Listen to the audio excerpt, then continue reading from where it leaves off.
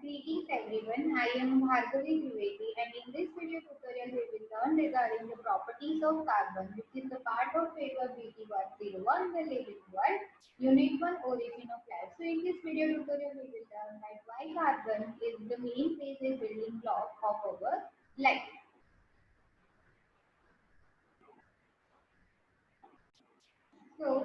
As per the basic understanding of the carbon atom, we know that the atomic number of the carbon is 6 and the atomic weight of the carbon is 12.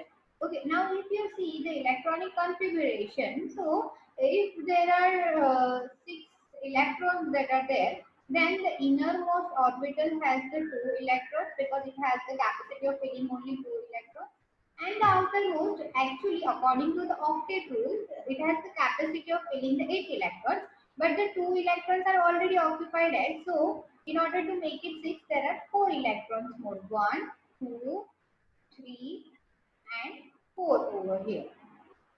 Okay, so it has 4 electrons in its outermost shell. Now, if the atom wants to be stable and follow the octet rule, then it can form it can form covalent bond by sharing 4 more electrons. Okay, so we say that carbon has 4, carbon has 4 bonding that is possible because of the sharing of the bond, of the sharing of the electrons. And this electron sharing, the type of bond that forms because of the electron sharing, we say it as covalent bonds. So let's say it is sharing electrons with the hydrogen atom which has only one electron. So in order to complete the state, they require one more electron which is given by the carbon. So if 4 hydrogens are involved, then we know that the molecule formed that is methane molecule. So again, they are forming the covalent bond because the sharing of the electron is taking place. Now it can also form with other atoms such as nitrogen, oxygen, sulfur, and many more. Now because it can form bonds with so many of the atoms, it results into infinite number of the possible molecules involving carbon, and that's why the carbon forms the backbone of every single organic molecule, because carbon is the only molecule which has the property of combining with so many different atoms.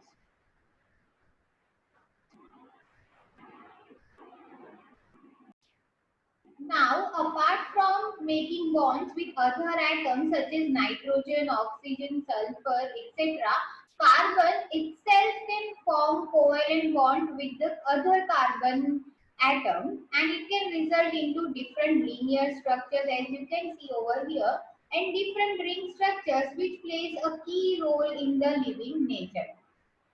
Let's find it out that how it plays a key role in the nature. So if you see the basic structure, of any organic compounds, okay, organic compounds, they are nothing but they are carbon containing compounds. It also contains hydrogen, nitrogen, and all, but the main component of the organic compound is carbon.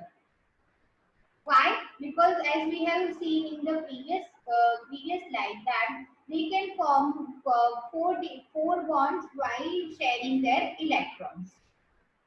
Now, when the carbon atom is combined with the oxygen and hydrogen, it can form different groups which are of biological importance. Okay, so these groups, they are found in carbohydrates, okay, in lignans, in chitins, in alcohols, in lipids and fats, in carotenoids and all. We will discuss each of them in detail. When the carbon is combined with the nitrogen, it forms the alkaloids, and along with the nitrogen, if it is combined with the sulfur, then it gives results into the formation of amino acids. Okay, the carbon when added with the phosphorus, it results into the key central dogma molecules, that is DNA, because DNA is the one that provides information to each and every other molecule that, like, for example, it instructs the molecule, let's do this, or you do this and you do that. Okay, in such a way because it codes for the protein which guides them. And apart from that, it also results into the formation of ATP, which is known as the currency of the cell. Always remember that by breaking the phosphodiester bond present in the ATP, a huge amount of the energy is released, which helps us in carrying out our metabolism. Now, let's discuss in detail regarding the different types of compounds and what are the elements that are contained. Now, always remember that the in all the different type of molecules, as you can see, carbon is the one that remains the common. Okay, so we will see one by one in detail regarding each one of them. Let's first talk about the carbohydrates. So carbohydrates, they are made up of carbon, hydrogen and oxygen. The examples are glucose. We all know about the glucose, starch, glycogen. Now, through glucose, we know that it provides the energy to the cells. It stores the energy, it forms the body structure. So let's see the details of it. Okay, so uh, as you can see in the figure, here it is carbon, here it is hydrogen, it is oxygen, as we have discussed previously. And it forms starch, it forms glycogen, it forms cellulose. Now, they are all are the storage of glucose in obviously in the complex form, and when they are broken down, the energy is released. The next one is the lipids. Lipids again they are made up of carbon, hydrogen and oxygen. The examples of them are cholesterol, triglycerides, phospholipids. The main purpose of them is to store the energy, form the cell membrane and they carry the messages. Why messages? Because they are involved in the signaling pathways also. So let's again see about the lipids in detail. So this is the hydrophobic head, and this is the this is the hydrophilic head, and this is the hydrophobic head. So if you see the head portion, then it is mainly made up of the glycerol. So again, it involves the carbon, oxygen, and hydrogen mainly, and this tail mainly involves CH. This is testosterone, which is the sex hormone that is produced in the that plays a key role in the body. Again, let's discuss about let's discuss about the next molecule, that next organic compound that is protein. Protein also has carbon, hydrogen, oxygen, nitrogen, sulfur. Now there are only two amino acids that contain the sulfur. One is cysteine and another one is methionine. But in other rest of them, this carbon, hydrogen, oxygen, nitrogen remains the basic backbone of the protein. Now they play a key role in the enzyme and in the antibodies because we all know that enzymes are nothing but they are protein in nature. Antibodies are they are nothing but they are protein in nature. They help the cell to maintain their shape and structure, make up the muscles. So in muscles you have heard about the actin, myosin and all. So again they are nothing but they are protein in nature. It catalyzes certain chemical reaction, it carries messages and other such materials. Okay, now let's see regarding the proteins in detail. As you have seen over here, that the it is made up of nitrogen, hydrogen, carbon, H, C, O, and mainly it is made up of carbon, oxygen, hydrogen, and nitrogen. And this is the R group which only keeps on changing. But this one, this is the core which remains the same throughout the proteins. Okay. Now, again, as we have discussed that the proteins plays a key role because they are acting as the hormones, they are acting as the enzymes, they are acting as antibodies. That means it helps in creating the immunological response. Okay, the main thing is hemoglobin. Okay, they are the main globin. The globin part is protein in nature, and they are mainly helpful in transporting the gas. So by this gas, we know that it is the oxygen. Okay, so the globin and then there is certain reactions that are taking place, and then the oxygen is transported from the blood from one organ to the other.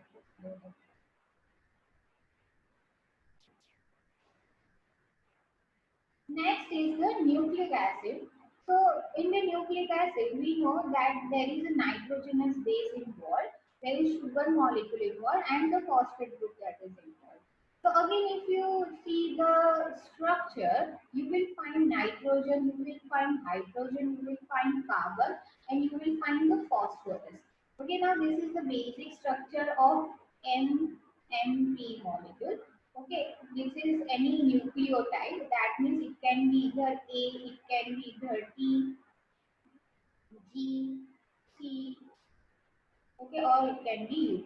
Okay, if you want to see regarding the ATP, okay, this is the full form of monophosphate because mono means once and only one phosphate group is attached over here. Here the carbon they are not drawn, but it is the carbon molecule which is not being seen in the figure. So again, the carbon remains the constant in all the organic molecule and it weighs the maximum. That's why it is the backbone of all the organic compounds. Now, apart from being the backbone, in the organic compound, it also has the property of being chiral in nature. So let's first understand what do you understand by the word chiral. Chiral means asymmetric. Okay.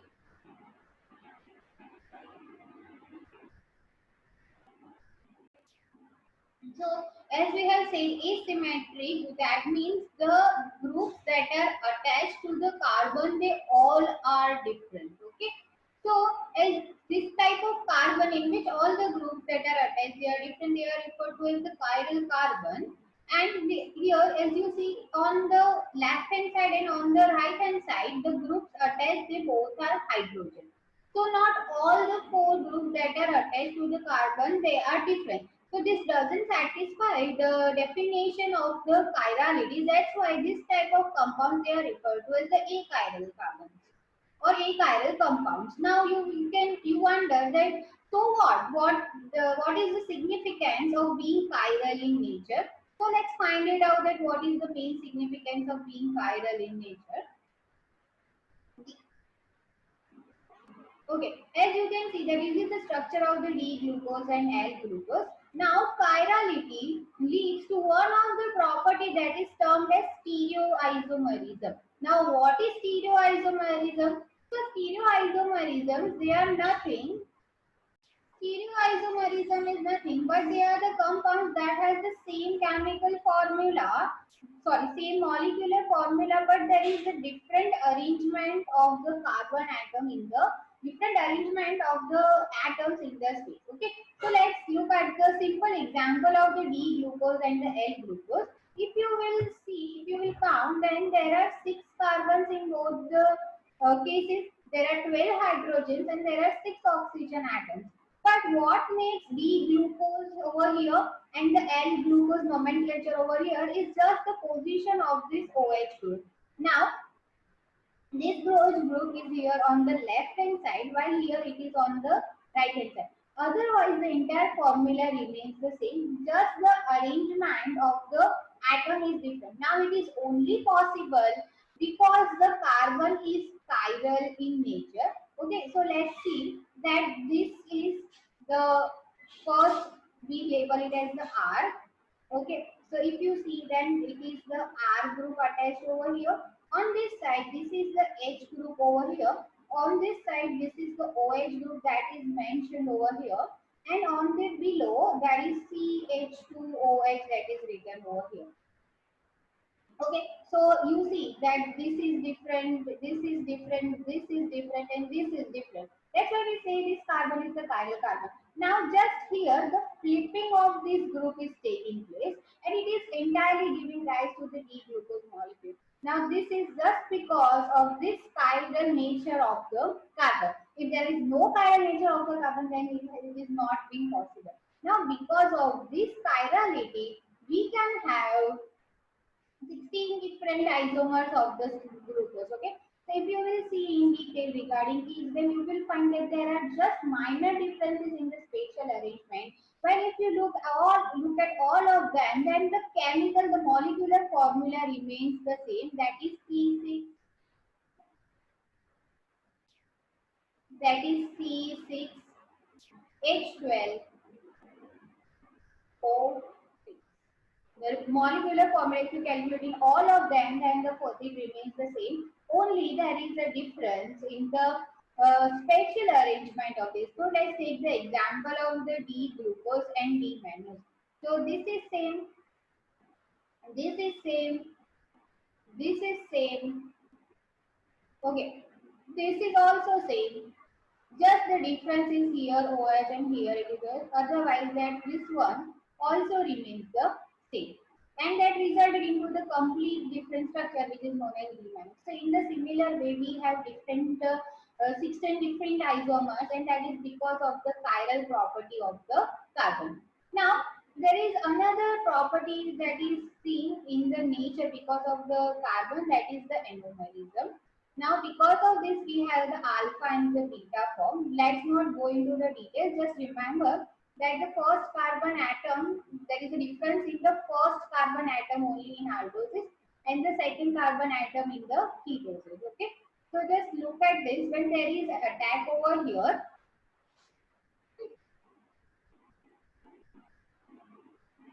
when there is attack over here, now it is sp2 hybridization that is found. Okay, so attack can take place from here and attack can also take place from here. So there are two different attacks that can take place, which results into the alpha and the beta form. Now if you will observe, then this structure is going to remain the same, only the OH group over here has been changed. This results into the alpha and beta. Please remember that there is change in the first carbon only. You cannot have the change in 2, 3, 4, 5, 6, and then say that as the anomerism or they are anomers. You will only say that there is anomerism or they are anomers if there is difference in the first carbon in case of aldose sugars. Okay, aldose, the example of the aldose sugar is the glucose. When you talk about the ketone, then the difference is taking place in the carbon number at carbon second position. It also gives rise to one of the most important phenomena, that is distereoisomers. Okay, as the name suggests, di means there is two. Di means two. Okay, so if you look at the D-mannose and D-galactose structure, this one is same. This is also same. Okay, this is different. Okay, just see that the OH is flipping over here.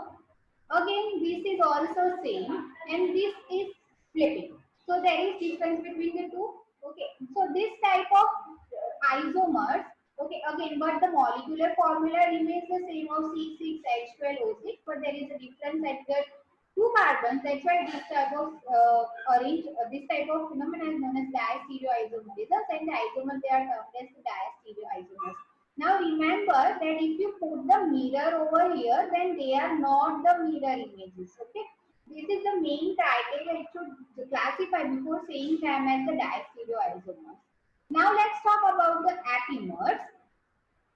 Okay, so if as you can see over here, D-glucose and D-mannose, the entire structure remains the same except this at carbon number 2. Okay, this structure remains the same as you can see over here. Just there is difference at the carbon number 2. Okay, as we have seen in the previous slide, if it was on the position number 1 in the aldose, then it could have classified as anomers, but it is on the it is happening on the carbon number 2. Okay, so we are going to label them as the apimers. So I hope the difference between the apimers and the anomers is clear. But let's say there was difference in the two carbons, then we will classify them as the diastereoisomers. Now let's move towards the another term, that is enantiomers. If you look at the L-glucose and D-glucose structure, and if you put a mirror over here, then you will see that there is only they are mirror images to each other. The sorry, they are non-superimposable to each other. Okay, if for example, if you put your hand like this and another hand like this, then they are non-superimposable. So we will label them as enantiomers. Okay, remember there is no change in carbon number 1, carbon number 2. We just putting mirror over there, and we are just seeing that they are superimposable or not. If they are non-superimposable, then we are going to label them as the enantiomers. I hope it is clear till here. Okay. So let's have a quick highlight to what we have learned so far. Okay, we have learned regarding the carbon valency. We have seen that it has the four valency. We have seen regarding the chiral carbon. Chiral carbon, then we have seen that it means asymmetric. And because of this asymmetric, we have different phenomena that is taking place. And we have learned regarding the anomalism in which the difference is happening on the carbon number one. In the apimers, we have seen that the difference is happening at carbon number 2, 3, 4, but not at the carbon number 1. Then we have learned regarding the enantiomers and the diastereoisomers. Okay, I hope it is clear till now. And if you have more questions, then you can always email me your questions at my mail ID bhargavitrivedi.lgis@lginstitute.edu.in. I will be happy to help you. Thank you and thanks.